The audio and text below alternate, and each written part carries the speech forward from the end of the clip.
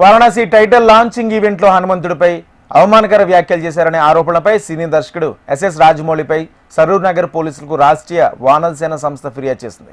రాజమౌళి వ్యాఖ్యలు హిందూ మనోభావాలు దెబ్బతీశాయని ఫిర్యాదులో పేర్కొన్నారు. రాజమౌళిపై కేసు నమోదు చేసి భవిష్యత్తులో ఎవరూ హిందూ దేవుళ్లపై అనుచిత వ్యాఖ్యలు చేయకుండా ఉండేలాగా చర్యలు తీసుకోవాలని పోలీసులను కోరారు రాష్ట్రీయ వానర సేన సేవా సంఘ.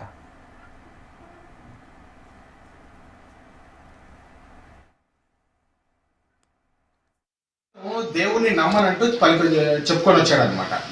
దేవుణ్ణి నమ్మను అనే వ్యక్తి ఫలానా హనుమంతుల్లో లేకపోతే ఫలానా శ్రీరాముల వారినో ఫలానా శ్రీకృష్ణుల వారినో ఏ విధంగా విమర్శలు చేయగలడు? నువ్వు నాస్తికుడివి అని చెప్పినప్పుడు, నువ్వు దైవం అనే హోల్ కాన్సెప్ట్ నువ్వు నమ్మనప్పుడు నమ్మనట్టే ఉండాలి.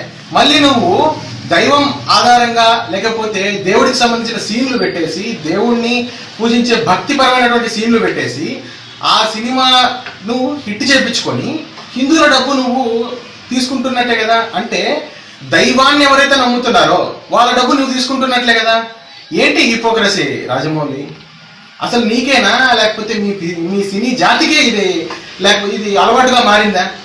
ఎందుకనంటే మీరు గమనించుకోవచ్చు, బాహుబలి అనే ఒక సినిమా తీసినావు, కరెక్టే. దాంట్లో శివలింగాన్ని ఎత్తేసి ప్రభాస్ భుజాల మీద వారణాసి అనేటువంటి ఒక